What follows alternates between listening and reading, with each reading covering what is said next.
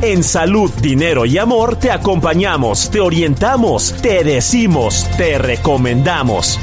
Por el Heraldo Radio. Radio, Salud, Dinero y Amor. Y el tema de norma, certificación en México es un parámetro para la viabilidad del sector empresarial, así que habrá que ver cómo nos encontramos, cómo estamos, y para ello nos da muchísimo gusto saludar ya vía telefónica esta noche a Enoc Castellanos. Él es presidente del consejo precisamente de Normex. Muy buenas noches, Enoc, qué gusto saludarte. Buenas noches, Marilena, buenas noches, amigas. Gracias, Enoc. Oye, ¿y cómo estamos en territorio nacional en cuanto a normas y certificación se refiere? Pues mira, México tiene desarrollado desde prácticamente 1994, cuando se firma el Tratado de Libre Comercio, pues un andamiaje legal que le da sustento a las normas mediante normas oficiales mexicanas y normas mexicanas que ahora en la nueva Ley de Infraestructura de la Calidad migraron a ser estándares. Entonces digamos que toda la infraestructura legal la tenemos, aunque pues como siempre, ¿no? Hay algunas asignaturas pendientes, sobre todo por temas burocráticos. Enoc, muy buenas noches. Te saluda Romina Román. ¿Y cómo estás viendo el exceso de regulación en México respecto a otros países? Fíjate que yo creo que en México tenemos un sistema que había funcionado relativamente bien. ¿Por qué digo que había funcionado? Porque desde hace más de 7 años que no se publican las actualizaciones o las revisiones de normas mexicanas. Justamente se creó este impasse porque al tener la nueva Ley de Infraestructura de la Calidad no se aprobó su reglamento. Entonces las normas mexicanas, las normas oficiales quedaron igual, las normas oficiales mexicanas, pero las normas mexicanas, que son las que regulan el sector privado en cuanto a productos, servicios, se cambiaron a estándares. Y como no se ha liberado el reglamento, pues no hay posibilidad de publicar los estándares y tenemos 7 años sin actualizaciones debido a este traba burocrática. ¿Qué sectores son los que están más desprotegidos en materia de norma y certificación? Pues te podría hablar de la industria en general, es todo, porque si bien no son de cumplimiento obligatorio, estas son, digamos, una referencia, se utilizan ampliamente en licitaciones del sector privado, en temas aduanales, y al no tener actualizados con nuevas tecnologías, con la modernidad que implican los cambios en cada uno de los productos o servicios por actualizaciones, pues sí nos encontramos francamente en desventaja. Enoc, preocupa mucho esto que comentas de 7 años de rezago. Tú fuiste presidente de la Canacintra, es un tema que viene desde hace años. ¿Qué les dicen las autoridades? ¿Hay la expectativa de que en el corto plazo realmente se haga algo? Mira, lo que sucede es que hay un impasse legal. No es tampoco responsabilidad de la Secretaría de Economía o de la Dirección General de Normas. Simplemente al no aprobarse el reglamento por parte de quienes lo deben de aprobar, pues lo que sucede es que estamos en un limbo. No hay materia legal como para poder aprobar a nuevos organismos de estandarización. Los que somos o teníamos esa figura lo teníamos como organismos de normalización. Al cambiarse de normas a estándares, pues ya no hay materia legal. Entonces, este tema ha sido complicado para la administración anterior y para esta, porque ha habido también muchísimos cambios en la Dirección General de Normas. Si no mal recuerdo, han pasado alrededor de 7 directores de la Dirección General de Normas desde Guati Rojo a la fecha, y que Guati Rojo lo menciono porque fue el primero de la administración anterior. Entonces, pues como veremos, el tema de la normatividad no ha sido completamente, digamos así, atendido, ya sea por legisladores o por toda la burocracia. Enoc, el que nos hagan falta normas, certificaciones actualizadas, ¿cuáles son las principales afectaciones que se tienen de frente a otros países? Pues mira, lo grave aquí es que al no tener normas actualizadas, toda la industria privada, pero estoy hablando de todas las áreas productivas, pues nos encontramos en franca desventaja contra productos del exterior, porque no podemos competir en igualdad y en productividad y en innovación si nuestras normas hacen referencia a productos que ya están desactualizados, obsoletos. Esto es particularmente grave de cara a la revisión del TEMEC. Yo creo que debemos hacer un esfuerzo por destrabar esta situación. Enoc, supongo que este tema también cobra mayor relevancia y gravedad, sobre todo en sectores como en el de salud. Aquí en ningún sector, dices, ha habido ninguna actualización y se requiere mucho presupuesto para actualizar las normas. ¿Cuál es el motivo que no se ha agilizado o aplicado este tema? Bueno, mira, quiero subrayar que no estamos hablando de las normas oficiales mexicanas. Las normas oficiales mexicanas están a cargo de las secretarías o las dependencias que tienen, digamos, injerencia o tutela sobre cierta actividad, ya sea de salud, de seguridad, de comunicaciones, transportes. Lo que estamos hablando son las normas de referencias que, digamos, es el siguiente, o de las normas mexicanas, perdón, que es el siguiente nivel, que también son importantísimas. En estas no se necesita presupuesto por parte de la autoridad, sino más bien se generan comités por los diversos organismos de normalización, que eran los que todavía estamos funcionando, Normex, MICE, IMNC, ANSE, etcétera, 11, que con representantes de las industrias que tienen injerencia en esas normas o que van a ser afectadas, se ponen de acuerdo y generan estas normas de referencias ahora estándares. Es decir, la autoridad no tiene ningún gasto, ninguna afectación al presupuesto. Y la única obligación que tiene es, una vez que ya están revisadas, aprobadas por esos comités, y a solicitud de los organismos de normalización, es publicarlas en el diario oficial. Eso es lo que no se ha hecho. Hablaste un momento del TEMEC. Esta falta de normas afecta, pone en disyuntiva los avances en normatividad a México cuando tenemos empresas norteamericanas, Enoc. Más bien es por el lado del comercio exterior, ¿no? Que si tú generas, ya sea desde la iniciativa privada o desde el sector público, una licitación haciendo referencias a normas internacionales, pues las normas nacionales no están a la altura con temas de innovación, con temas digitales desde hace más de 7 años. Esa es la complejidad.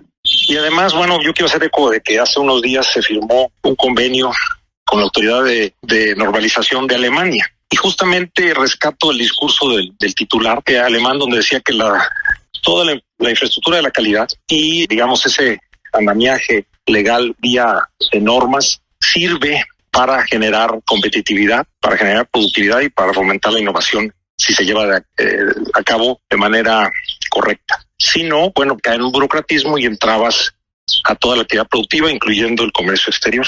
Pues puntos muy importantes. Ojalá que el gobierno voltee a ver este sector que es tan relevante en este momento para la industria y para todos los sectores productivos del país, sobre todo ahora que se acerca la revisión del Tratado de Libre Comercio. Muchísimas gracias a Enoc Castellanos. Él es presidente del Consejo de Administración de Normex y también fue presidente de la Canacintra. Gracias, Enoc. Gracias, María Elena. Gracias, Romina. Siempre es un gusto saludarlas a ustedes y a su público. Al contrario, gracias a ti, muy feliz año y quédense con nosotras aquí que vamos con más información.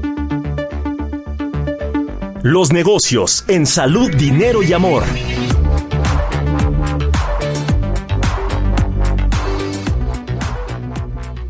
Y seguimos aquí en el Heraldo Radio y después de escuchar esta falta de actualización de las normas, ¿qué pasa también con la protección a los consumidores después de la pandemia? Vimos que mucha gente se volcó al entretenimiento, sobre todo a los conciertos, pero ¿los defienden realmente ante los abusos? Para platicarnos de esto, ya nos acompaña Pamela Guicholt. Ella es asociada de Arochi and Linder. Muy buenas noches, Pamela, qué gusto saludarte. Hola, ¿qué tal? Qué gusto saludarte también, Romina. Muchísimas gracias por la invitación, es un placer estar aquí contigo. Gracias, Pamela. Y platícanos, ¿quién está defendiendo? Digo, sin particularizar en algún concierto, pero vemos que las empresas que venden boletos en este tema de entretenimiento cometen bastantes abusos, hay muchas limitaciones y campo de acción también para los consumidores. Vemos que de repente la reventa sigue de manera impresionante. De repente ya estás a punto de comprar tu boleto y de la nada ya se acabaron. Entonces, ¿cómo está en este momento la protección a los derechos del consumidor? Pues bueno, al final este tipo de eventos son tan masivos y generan tanto impacto que el número de aspectos que se tienen que cuidar son muchísimos. Naturalmente tenemos leyes, tenemos marcos normativos. Está la Ley Federal de Protección al Consumidor como normativa líder en estos temas, ¿no? Y principalmente lo que prevé es eso, transparencia en la información, en los precios, en los cargos por servicios, montos totales, ¿no? Que la claridad en qué está adquiriendo el consumidor o el interesado a asistir a estos eventos. Pero obviamente pues siempre hay algo que de pronto se puede salir de control. Y ahí es donde muchas veces hemos visto, ¿no? Todas estas situaciones que de repente vienen cuando se trata de algún artista, algún cantante que tiene muchísimo auge y al final esto que mencionas de la reventa parece que es una plaga imposible de combatir, ¿no? Hoy por hoy empresas como Ticketmaster tienen incluso bloqueos en la adquisición de boletos, no más de 4 boletos por cuenta, y aún así sigue habiendo este negocio externo que de pronto, pues sí, afecta muchísimo la transparencia y sobre todo la confianza en la adquisición de boletos para estos eventos. Pamela, muy buenas noches. Te saluda Marilena Vega. Oye, ¿qué tendría que estarse haciendo? ¿Qué se tendría que hacer? Porque parece ser que las regulaciones o las autoridades nacionales no pueden frenar esta situación en temas y en conciertos internacionales. Hola, María Elena.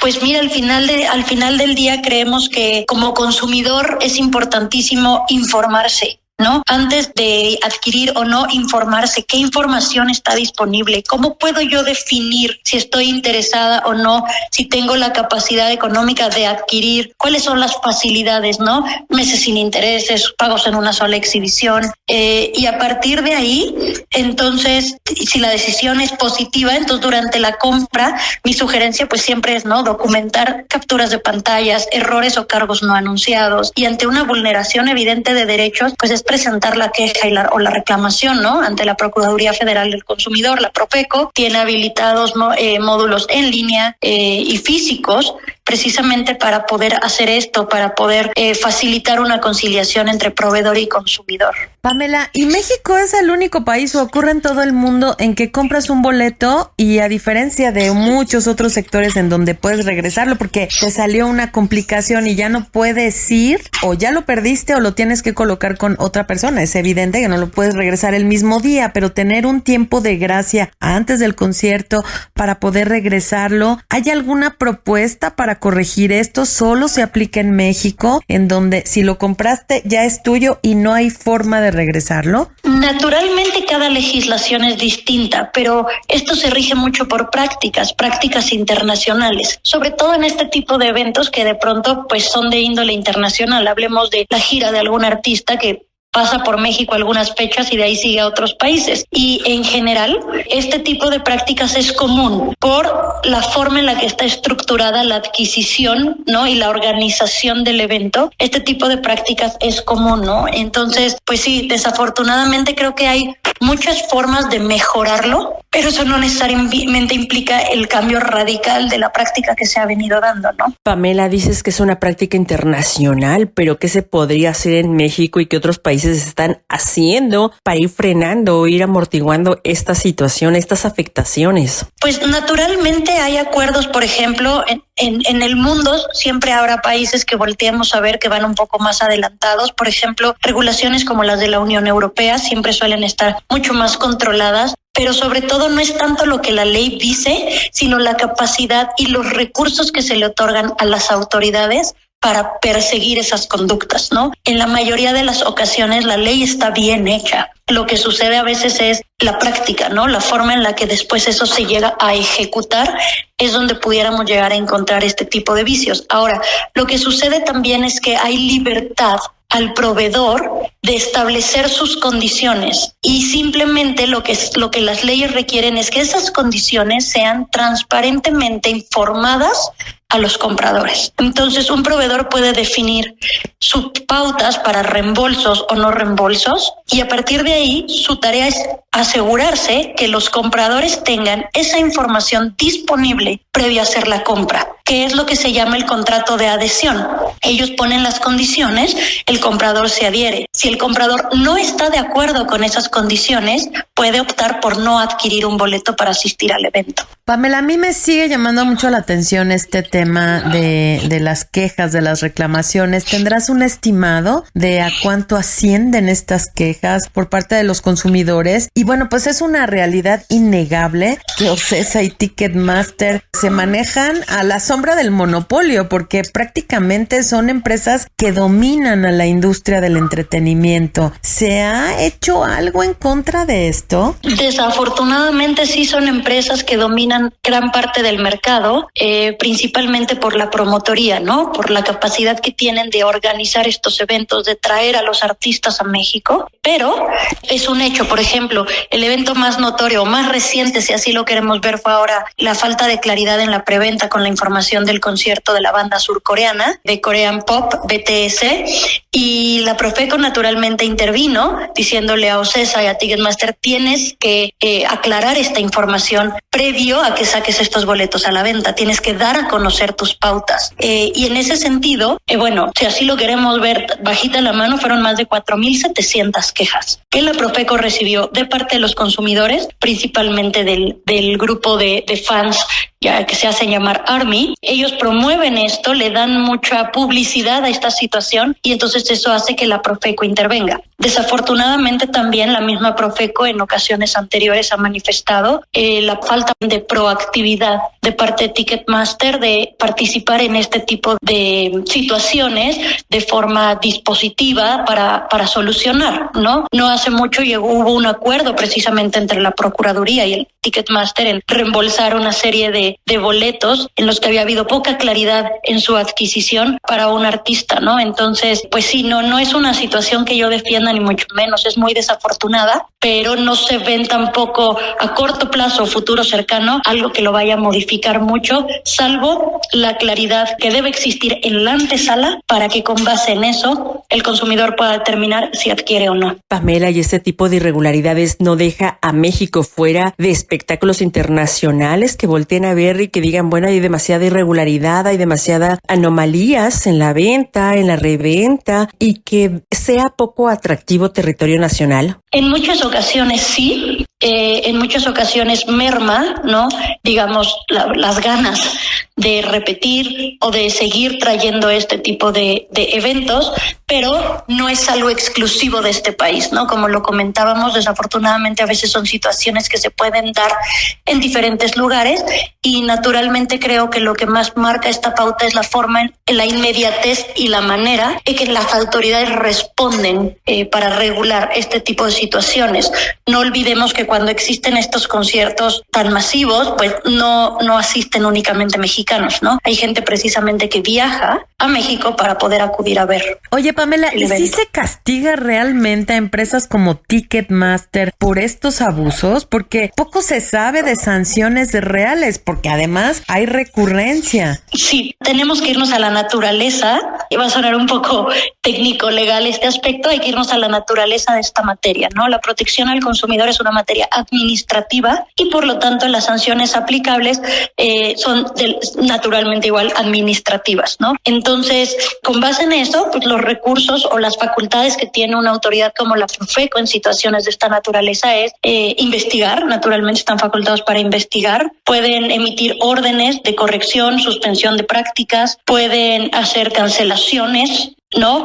E incluso pueden emitir multas económicas y el rango va a variar según lo que la ley determina, ¿no? La ley determina cuál es el mínimo, cuál es el máximo y las circunstancias que pueden agravar o no la imposición de esta multa.